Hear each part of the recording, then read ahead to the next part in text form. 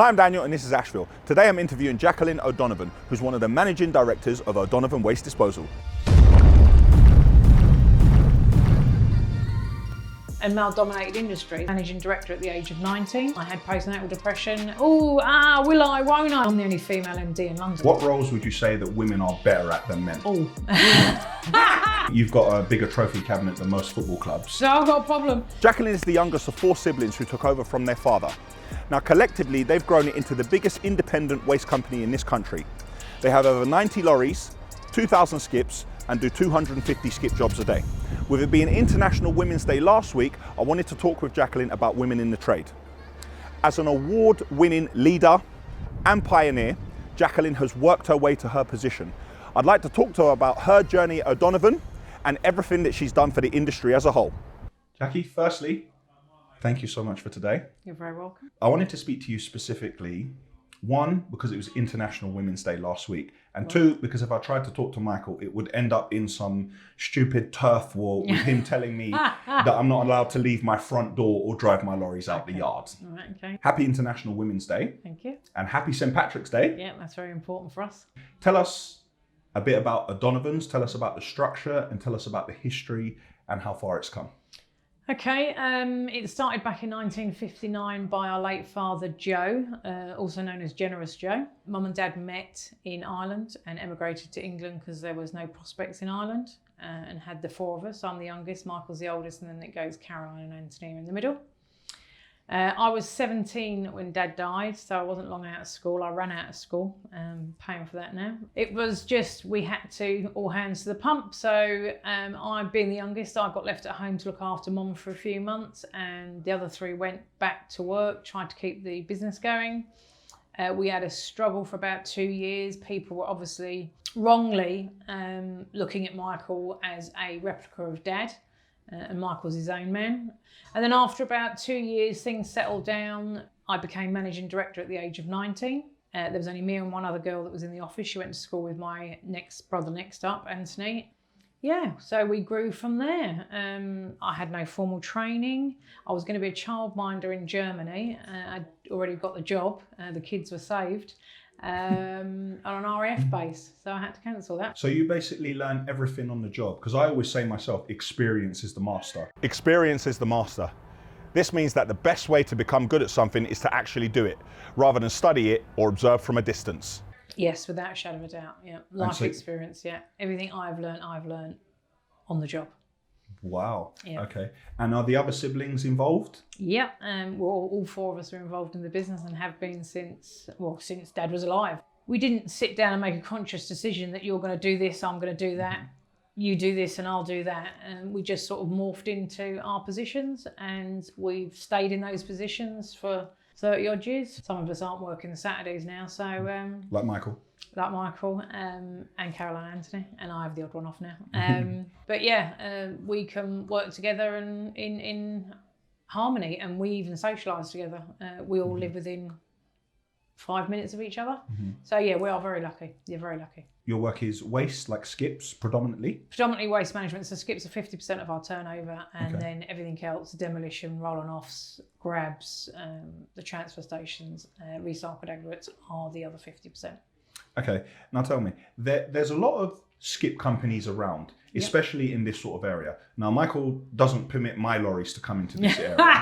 Not that it would be much competition, but there's loads of skip lorry companies around here. Can there ever be too many, and what sets O'Donovan apart? Yeah, I do think there can be too many, because what you get then is you get people just cutting throats to get the work, when at the end of the day, it's got to be about the bottom line. There is no point. The man that works for nothing is never unemployed. So there is no point doing that. But we have been based here in Tottenham in this office for 33 years.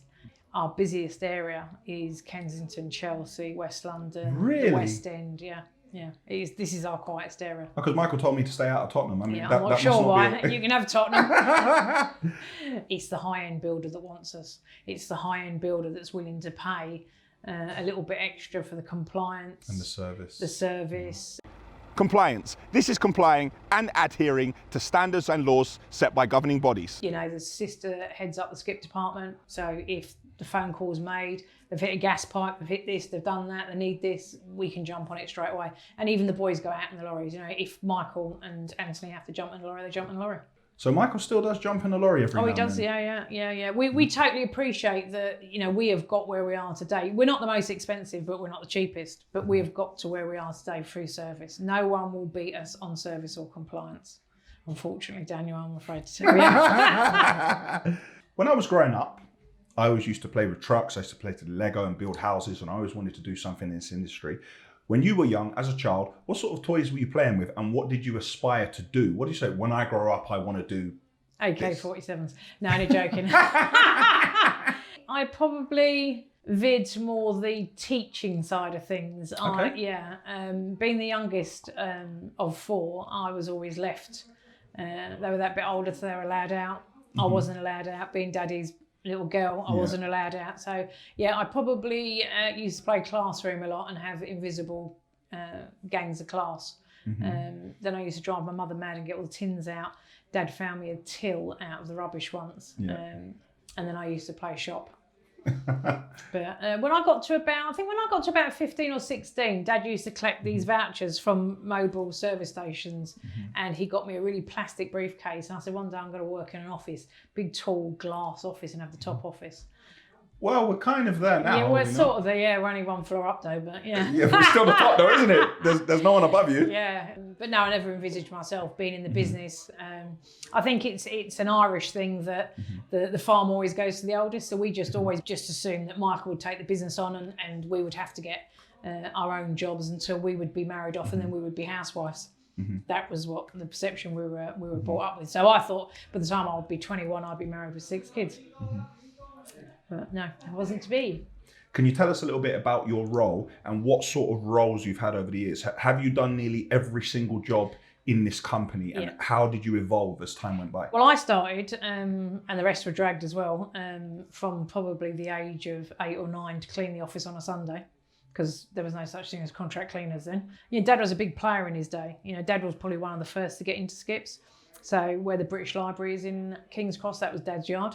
Really? Yeah, I used to leave school and head down to the Caledonian Road. That's where the office was, down at the Calais.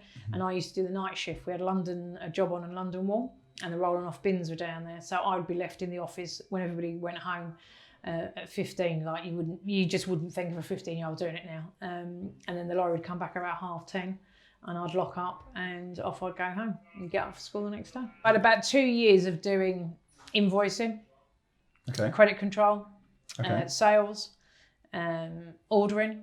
Wow. So yeah, there is no job within this business that I haven't done. So when we had the yard in the Calais, we got the opportunity after Dad died of getting another yard in Haringey, which was the Greyhound Stadium, and I used to run that depot. And I would have to get into the 951 and load the lorries if Barney was off for breakfast. So you were loading the lorries? I was loading the lorries. What with? What were you loading them with? 951 Cat. Wow. Yeah. Okay. Yeah. Strange times, but yeah. I used to load the lorries. I used to move the lorries. I was brought up round it, and you know, as they say, got diesel in the veins.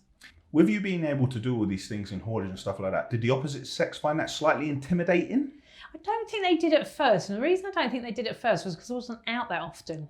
I wasn't that known, you know. All this socialising, networking, working groups that I attend now, they weren't around in those days. So it was basically home to the office, home to the office. So I suppose the biggest challenge for me, because I didn't really get on in school very well, English is my worst subject, it still is now. We needed a transport manager. So at the age of 19, I went to Willesden College at night school and got my transport manager CPC. Congrats. Thanks. Transport Manager CPC are a range of qualifications designed for the UK transport and haulage industry.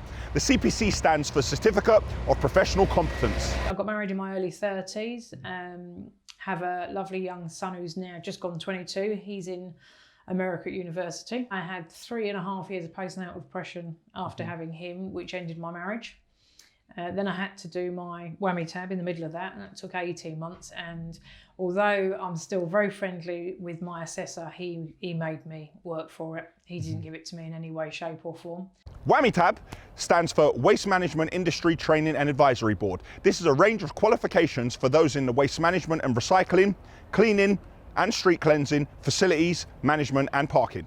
And then health and safety was a massive thing in our industry because we run nearly parallel with agriculture, which isn't good. So then I went off and I did one day release at Barnet College to do my NEBOSH. NEBOSH stands for National Examination Board in Occupational Safety and Health. This is a professional qualification in health, safety and environmental management.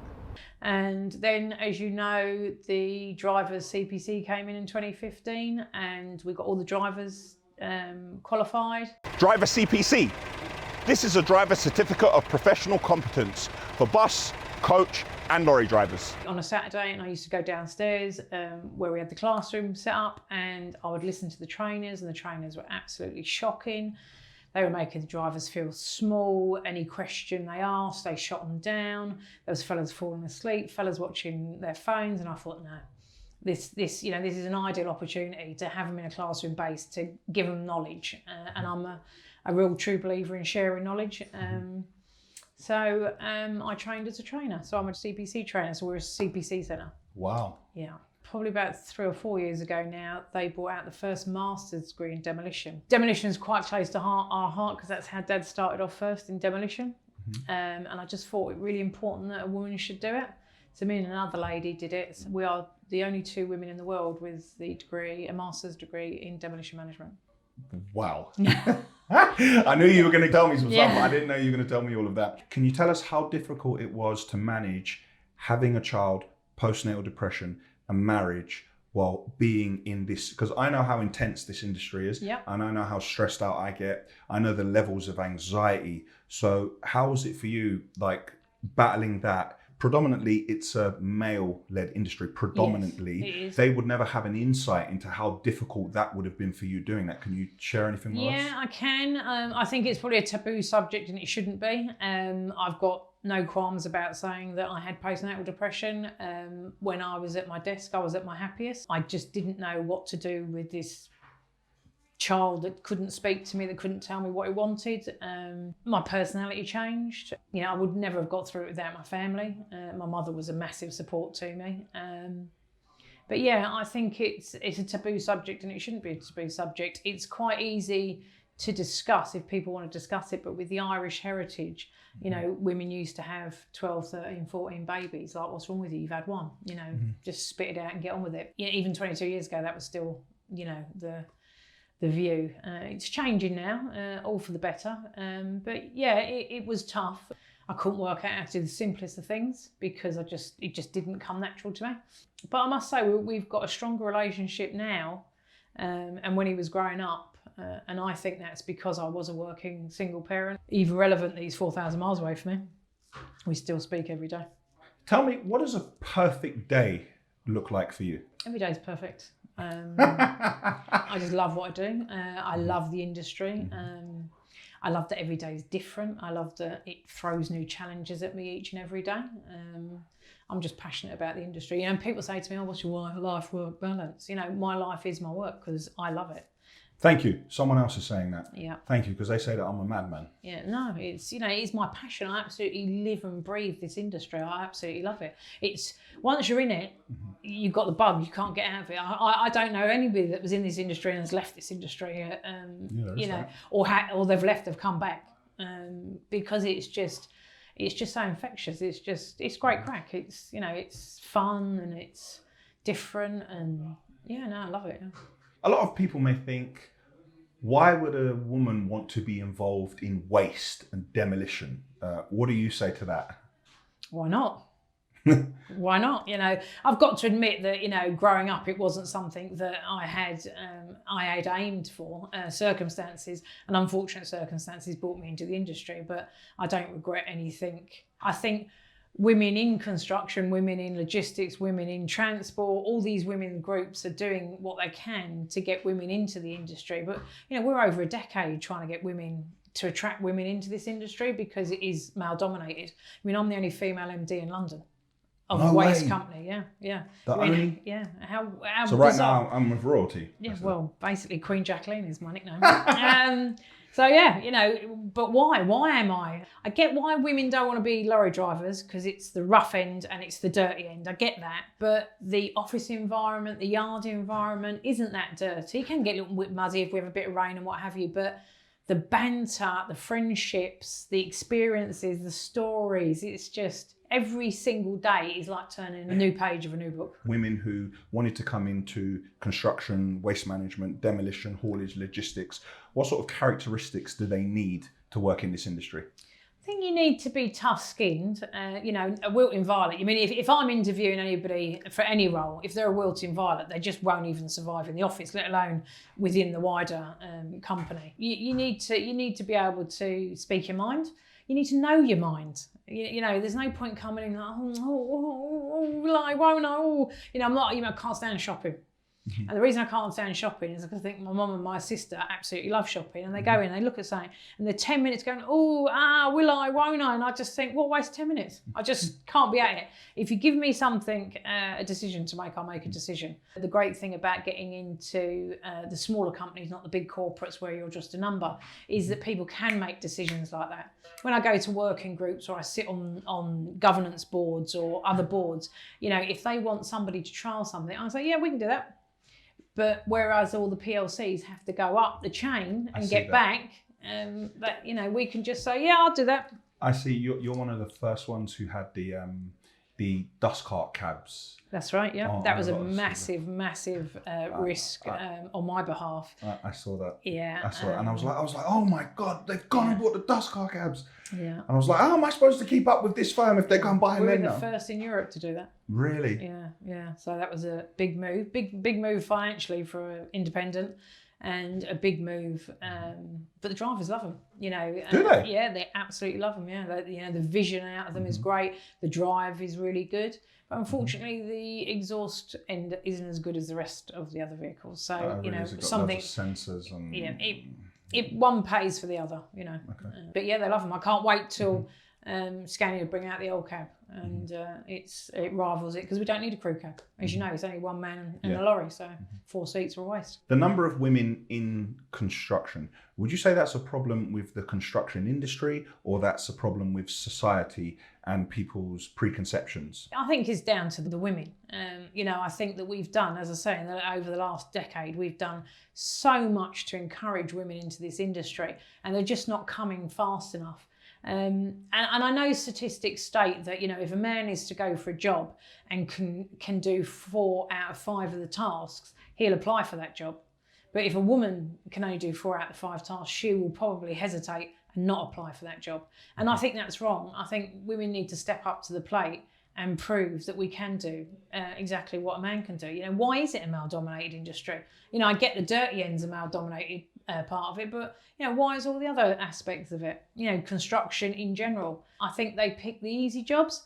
I think there's more movement on surveyors, on sustainability, on health and safety, but I think more need to actually get into the nitty-gritty of it, the planning, the transport manager side of it, the maintenance side, the operator's license, the waste license, all the compliance side to understand it. Yeah, there's so many different areas now with all the compliance and the health and safety. But I don't think people realise. I think people see us riding around in lorries and think they've got it easy. But, when we're in waste, we fall under logistics and we fall under construction. So we cover construction, logistics and waste. That's 3 industries we've got across. Then you've got the health and safety. Then you've got the environmental. You add all of that on with Direct Vision, ULEZ, and everything else, driver's CPC. It's a mammoth task, compliance now in this industry. It's gone ridiculous, actually. I think globally, it's only 10% of construction is women. And of those 10%, something like 90% of them are office-based. Yeah. And maybe that's explained by what you're saying about the roles. I think. And I think, I know a lot of companies are doing more like doing male-female changing rooms, are looking inward as opposed to looking outward, which I think is good. One portaloo on site is not good. They should have male-female toilets. And I think that the more the construction companies do on that side of things, the more I think they're going to attract the female. But, I've got a friend that's an engineer, and she was the only engineer in her class, and albeit it was a while back, out of all men. But why? women can do whatever they want to do, and they need to stop blaming men and male-dominated industries and get out there and grab for what they want. And what roles would you say that women are better at than men? Oh. That what you just said, that's going to be in the highlights at the beginning. Yeah. Oh, yeah. I mean, women have an ability to multitask. You know, I can be typing an email, listening to a conversation outside my office, and be on the telephone. You know, not a problem. But no disrespect to you men, you're watching a football game on the TV and the wife's roaring at you, the dinner's ready. You can't hear her. You know, until she roars so high that she gets your attention. But women are just so fantastic at multitasking. You know, they can probably do what any 3 men can do, 1-to-1. And what do you think that we can put in place, or what have you been trying to put in place? Can you give us some details on bringing women into the industry? I've been out speaking about it. People come up to me after and they say, "Oh my God, you've been so inspirational." I don't see myself as inspirational. But, the amount of women that come up to me after I tell them my story, I can quite happily sit here and say, I don't regret a thing that I've done, the decisions I've made, the purchases. My biggest challenge was this office building we're in now was a 10-year lease. And we had lived in rented yards that we paid the rent a week in advance. So this was a massive decision.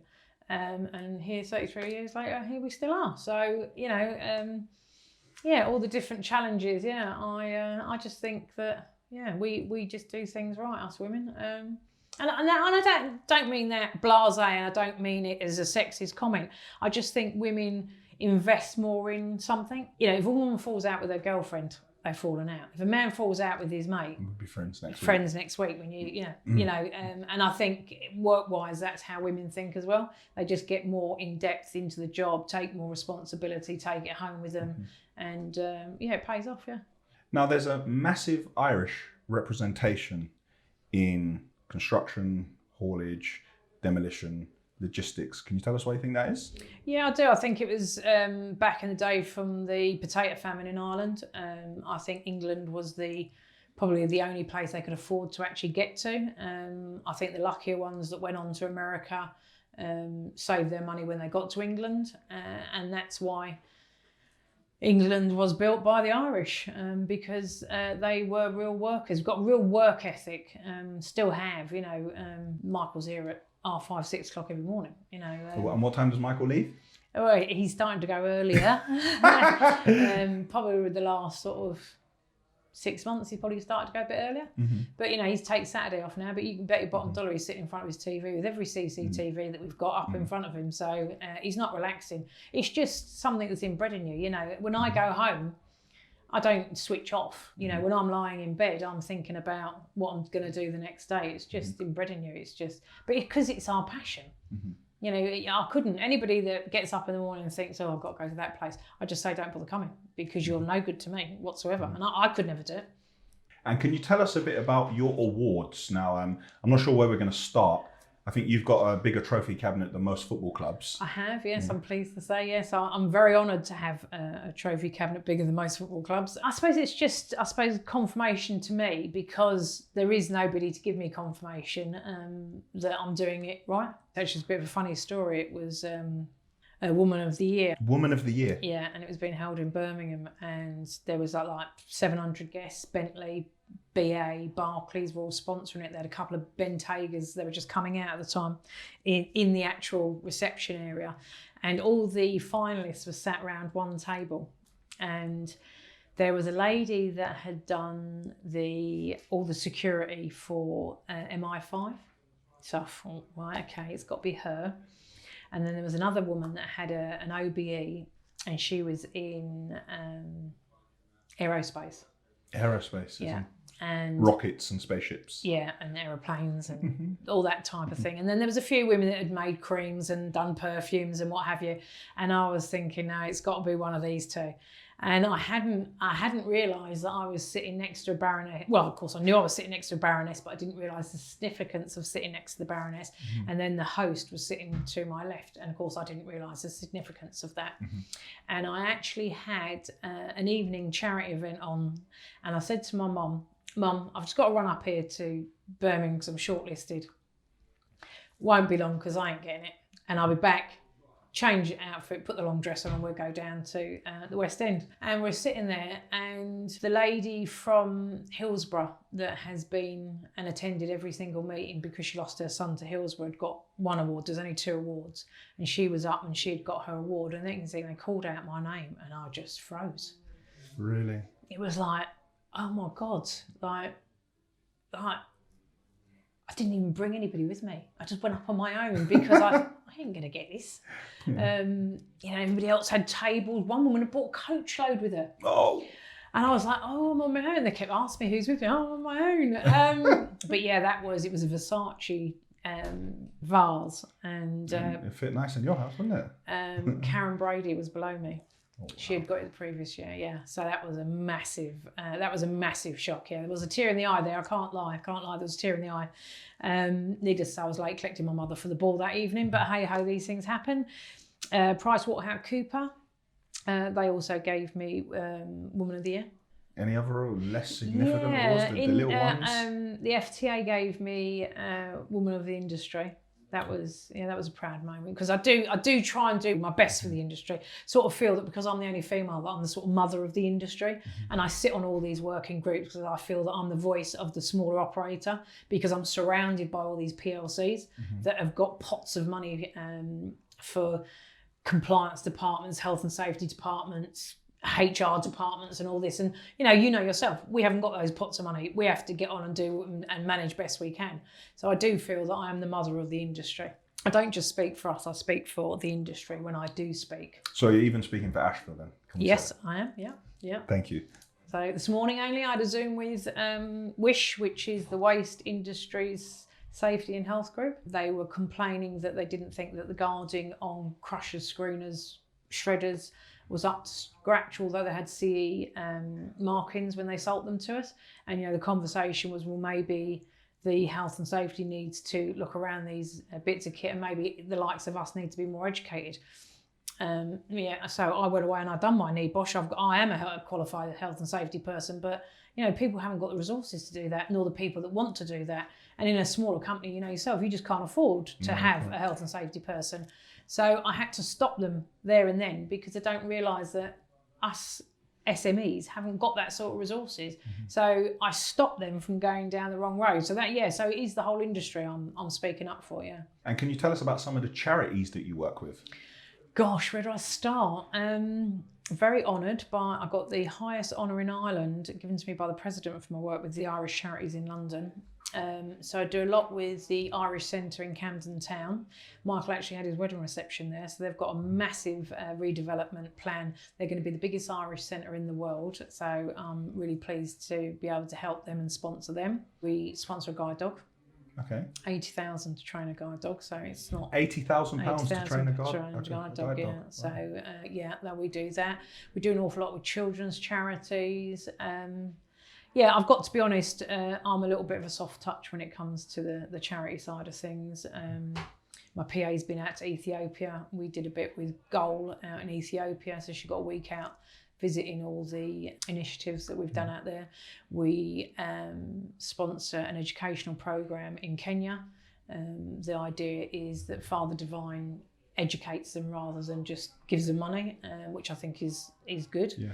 It's worldwide. It's not just in London, yeah. But if we put a number on it, how many charities are you involved with? We've got to be over the 20s, yeah. Right, in Ashville Weekly, episode 23, if you guys haven't watched it, go and watch it now. You said, welcome to a proper haulage firm. How are we doing, Jackie? Welcome to how a proper haulage firm works. Haulage.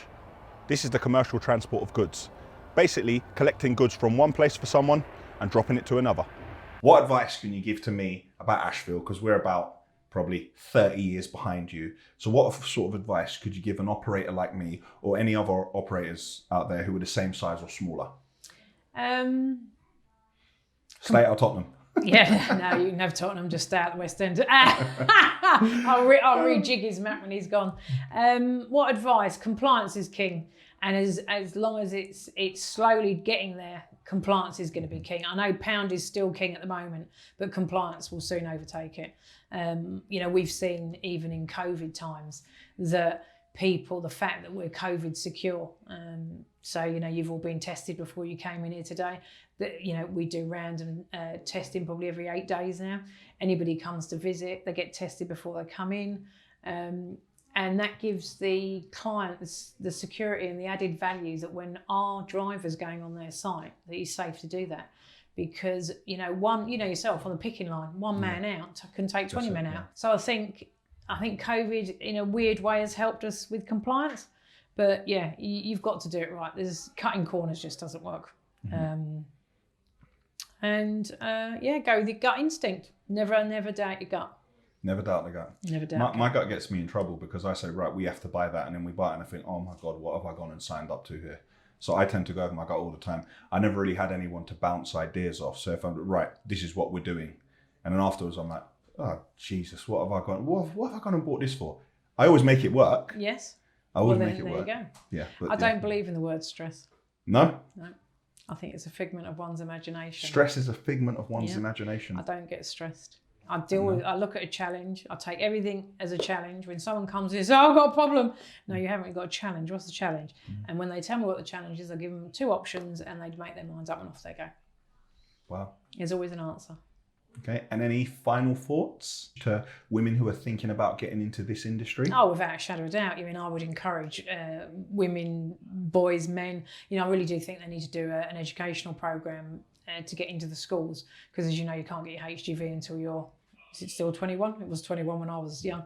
By that time, you've probably made a career path. So I really do think that they need to, the waste, the construction and the logistics industry need to get into schools and maybe do a joint program and explain what a great industry is, because once you're in it, you never leave it. Jackie, thank you so much for spending time with us. Thank you. So there you have it. Jacqueline is a very serious and savvy businesswoman. She's an inspirational leader in a male-dominated industry. Click on the link in the description for Jacqueline's personal LinkedIn and the O'Donovan website. And you heard what Jacqueline said. We need more women in this industry, be it drivers, machine operators, or within the office. Let's work together and demolish the stereotype. Did you get it? Demolish. You like the way I did it there? Demolish, demolish, demolish, demolition, all that sort of thing. Yep. Click here for the Ashville website. Click here to subscribe to our channel. Click here to see episode 24 of Ashville Weekly when we film this interview, and click here to see a video of a social experiment I did when I left the skip on a London road. Got a train later. Well, I know what to train, because I'm definitely not going to skip leg day. Did you get it? Skip leg day, skip.